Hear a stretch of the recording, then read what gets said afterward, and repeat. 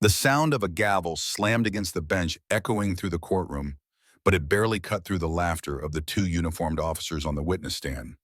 They were chuckling at a boy, a 16-year-old kid whose hands shook as he stood there, trying to hold his ground. The laughter stopped when the heavy courtroom doors burst open and a tall man in a tailored gray suit strode in, flanked by two federal agents. He didn't say much, just placed a hand on the boy's shoulder and spoke softly but firmly. "That's enough. He's my son." You could feel the air change instantly. The arrogance drained out of those officers' faces like someone pulled the plug. But to understand how we got to that moment, you've got to rewind. That boy, his name was Jordan Carter, was just walking home one late afternoon in Westbrook Heights, the kind of manicured upper-class neighborhood where people cut their grass twice a week and wave politely from their driveways. If you looked like you belonged. Jordan didn't, at least not in their eyes. He was black bookish, carrying a backpack stuffed with AP calculus and physics textbooks. He'd stayed late at the library with his study group and was running equations in his head when he noticed the slow crawl of a police cruiser beside him. Two officers inside, one old and stocky, the other younger, eager, the kind of cop who mimicked his partner's every move. "Look at this one," the older officer muttered. Jordan could hear the rumble of their engine trailing him for 3 blocks. His pulse quickened. His parents had given him that talk years ago, the one every black kid in America knows how to survive a police stop. Hands visible. "No sudden moves, yes, sir." "No, sir." "Don't argue." When the cruiser's lights flashed, he stopped immediately, his palms open at his sides. "Good evening, officers. Is something wrong?" he asked, steady voice, though his stomach flipped. "You match the description of someone in the area," the younger cop said, hand resting on his gun. "I'm just walking home, sir. I live on Pine Street with my parents. We moved here a few months ago." "Sure you do, kid. Got ID?" Jordan nodded, narrating every movement. "Yes, sir." Reaching for my wallet in the back pocket now. He pulled out his school ID, which only showed his photo and name. "No address. This doesn't prove anything," the younger one scoffed, flicking it aside. "I can call my father. He can verify." That made them laugh harder. "Your daddy's gonna save you. What's he do?" "Cuts lawns, cleans pools." Jordan clenched his jaw, remembering his father's words, dignity over ignorance. "My father works for the federal government." They doubled over. "Federal government. What is he, the janitor at City Hall?" Jordan reached for his phone. "I can call him right now." He never finished. The stocky officer lunged, yanked his arm back, slammed him against the hot hood of the cruiser. "He's reaching," he shouted, though the phone was still in Jordan's hand. They cuffed him hard, jammed him into the back seat. From the window he saw Mrs. Patterson, his elderly neighbor, staring from her porch, her mouth open in shock. Maybe she'd call his parents, he thought. But the car turned the corner and his neighborhood disappeared. The station smelled of bleach and stale coffee. Every step through intake was humiliation. Fingerprints, mugshot, personal belongings tossed into a plastic bin. "Speak up, boy," the clerk barked, when Jordan gave his name too softly. He asked again for a phone call. They told him phones are a privilege, not a right. The officers paraded him past their colleagues, mocking him. "Honor roll thug," one joked. "Says his daddy works for the government, probably waiting for his welfare check." Laughter rippled. Jordan stared forward, shoulders square, swallowing the storm inside him.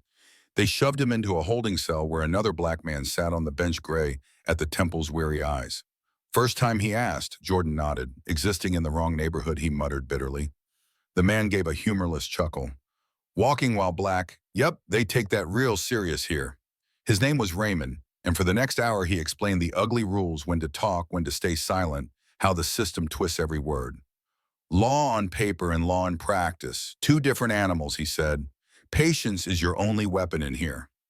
Across town, Jordan's father, Marcus Carter, sat at the head of a long FBI conference table, discussing the final details of a 2-year sting operation.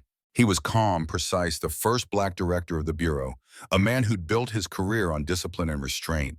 That's when his aide slipped in, pale urgent. "Sir, it's about your son." Marcus didn't flinch. He thanked the team, handed off command, and walked out. The fury in his chest didn't show on his face. Years in this game had taught him never let them see your rage. But make no mistake, it was there. By the time he reached the station, he had already called his wife, his security detail, and even the attorney general. He walked in quietly, no flashy entourage, just a dark suit and steady eyes. The desk sergeant barely looked up. "Take a seat. We'll get to you when we get to you. I'm here about Jordan Carter. He was brought in 2 hours ago. I'm his father." "Suspicious activity resisting arrest," the sergeant sneered. "Sit over there with the rest." Marcus didn't move. "My son is 16. Has he had his phone call?" The sergeant puffed up. "Either sit down or leave."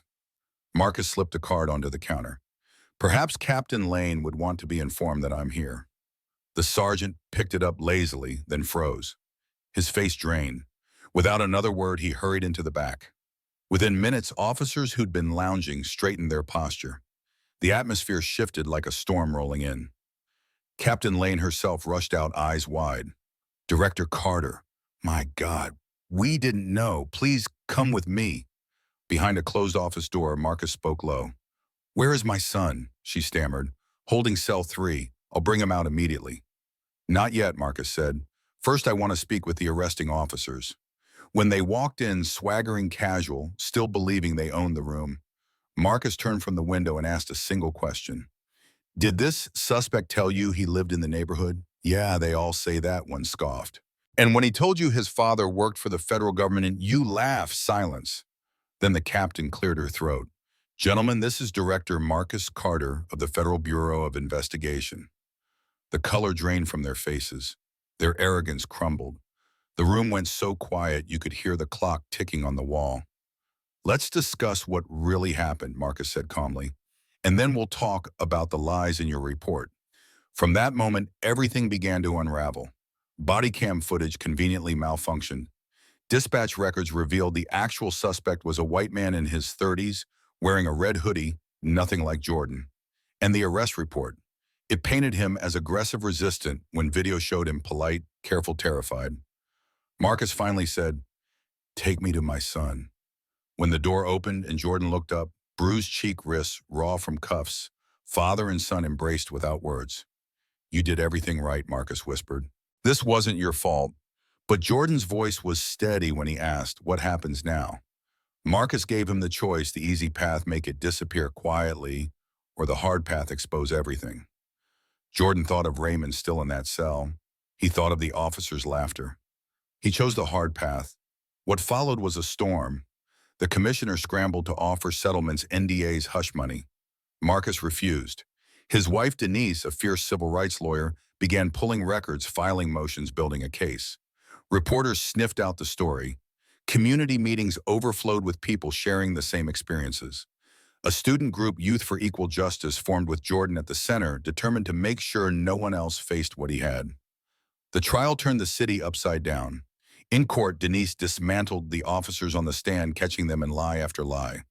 When enhanced dashcam audio played their mocking jokes about Jordan's father cleaning toilets, the gallery gasped. Marcus sat stone-faced, but his eyes never left the men who had cuffed his boy. Experts testified. Data was shown. A whistleblower cop, sick of being the scapegoat, came forward with emails proving the existence of a neighborhood integrity program code for racial profiling. By the time the judge dismissed all charges against Jordan, the damage to the department's reputation was irreversible. The Justice Department announced a full civil rights investigation. The so-called neighborhood initiative was dismantled. The commissioner resigned. One officer faced criminal charges. But the story didn't end there. For Jordan, it was just the beginning.